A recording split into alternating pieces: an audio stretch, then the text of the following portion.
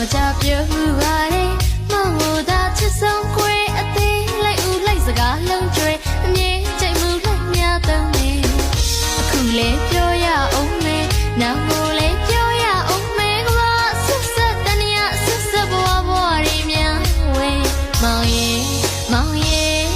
အချစ်ဆုံးမှာခွေ